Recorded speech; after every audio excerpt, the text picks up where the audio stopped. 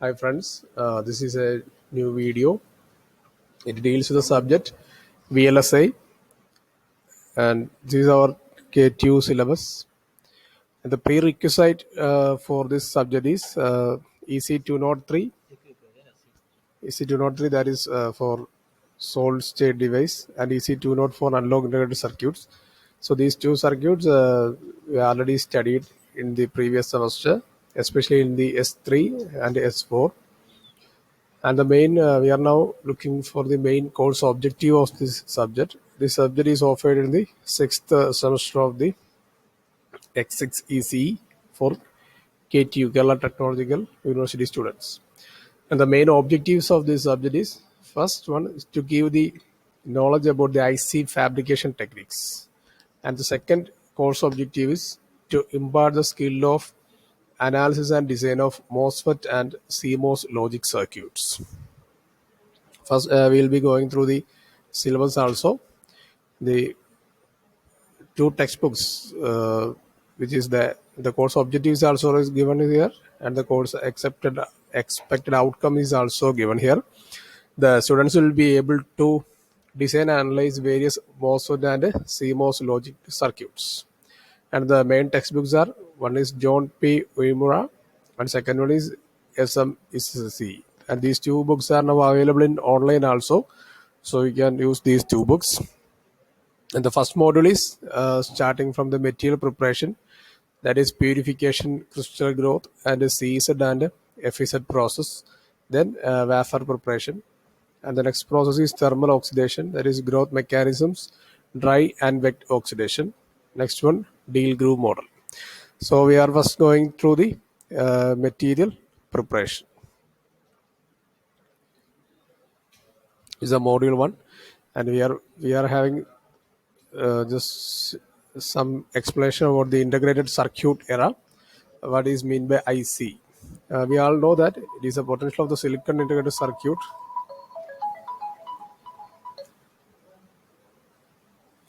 It is a potential of the silicon integrated circuit that there has been extremely rapid growth in the number of transistors being integrated into circuits on a single silicon chip. So we know that initially we have the classification of materials into, we have three. First one is conductor, second one is semiconductor, and the third one is insulator. And the semiconductor is the one in which they will conduct partially, and in semiconductors we can improve the conductivity, and the process of adding impurities or the foreign particles to that process in the semiconductor is known as doping. And we have two kinds of semiconductors: initially the intrinsic semiconductor or the pure form of semiconductor, then we have the extrinsic semiconductor, and we have two types of semiconductor, p type and n type. And the pure form of semiconductors we are generally using is silicon and germanium. So what is mean by the integrated circuit era is, it is a potential of the silicon integrated circuit. That is, we are using silicon or germanium as the main semiconductor, that is a semiconductor for manufacturing all these circuits. So there has been extremely rapid growth in the number of transistors being integrated into circuits on a single silicon chip. So Gordon Moore, co-founder of Intel, that is in the 1960s, predicted that the number of transistors, that is, initially we have only one transistor, but what we are doing is that we are minimizing the size or reducing the size without compromising on the performance. So in a simple single chip we can add number of transistors. That is the co-founder Gordon Moore already predicted that the number of transistors per chip will double every 18 months. So this is the Moore's first law. As we are know, this started in the 1970s up to now 2010. The number of transistors and the number of transistor size also reduced. The more second law was, the cost of semiconductor chip fabrication plant doubles every 4 years also. This is the levels of integration we have. SSI, the small scale integration, just started from 1960 to 64, in which the number of transistors per day was 10 to 100, and the typical product was logic gates and flip flops. And the medium scale integration, it is started in the year of 1967, where the number of transistors was 100 to 1000. We are using counters, multiplexers, and adders. And the LSI is known as the large scale integration. It started from the year 1972, and the number of transistors per die is 10 raised to 3 to 10 raised to 5. And the typical products are 8-bit microprocessor, RAM, ROM, etc. Then the VLSI, the very large scale integration, which started from the year 1978, and we can from each generation we will be seeing that the number of transistors is improving. Initially, it was from 10 to 100. From the second stage, it became 100 to 1000. From the third stage, it became to 10 raised to 3 to 10 raised to 5. In the fourth stage, it is now 10 raised to 5 to 10 raised to 7. When we are seeing the fifth generation or fifth stage, it became 10 raised to 7 to 10 raised to 9. Now from the GSA or the giant scale integration, it is more than 10 raised to 9. So this is the growth, so what is happening is that the number is everly increasing and the size is reducing, so that the number of laptops and the RAM size, everything is highly improved.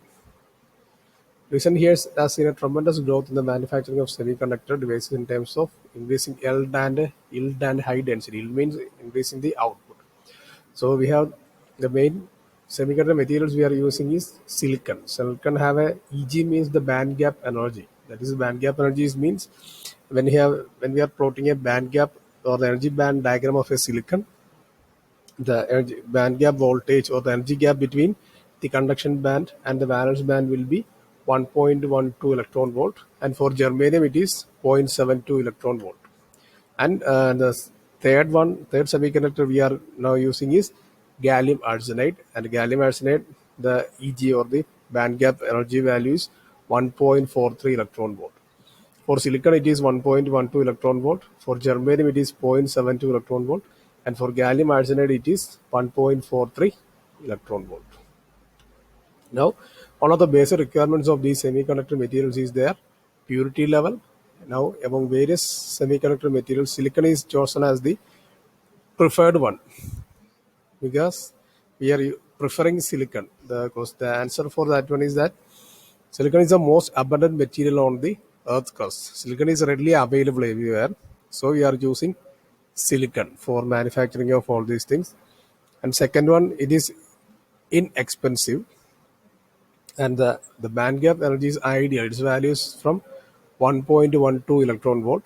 The fourth step is it is easier. Processing is easy. And the fifth one, excellent quality of SiO2.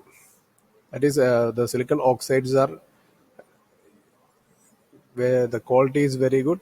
That is Si plus O2 means SiO2, and Si plus 2 water. From reacting with water, we will be getting SiO2 plus 2 hydrogen.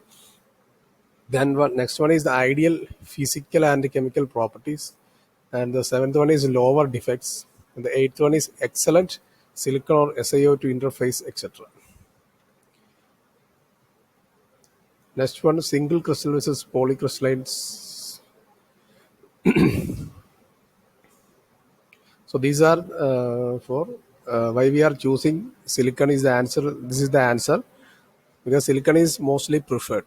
The first one is silicon is the most abundant material on the earth crust. It is inexpensive and it is ideal. Energy band gap is 1.12 electron volt. Next one, it is easier for processing. And fifth one, excellent quality of silicon. That is, silicon plus oxygen will be getting silicon dioxide, and silicon plus water will be getting silicon dioxide and plus hydrogen, and ideal physical and chemical properties.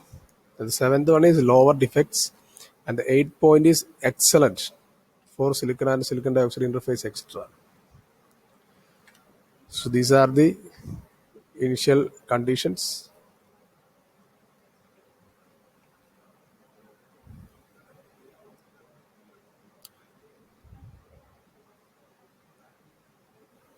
Second one is the single. Next point is single crystal versus polycrystalline.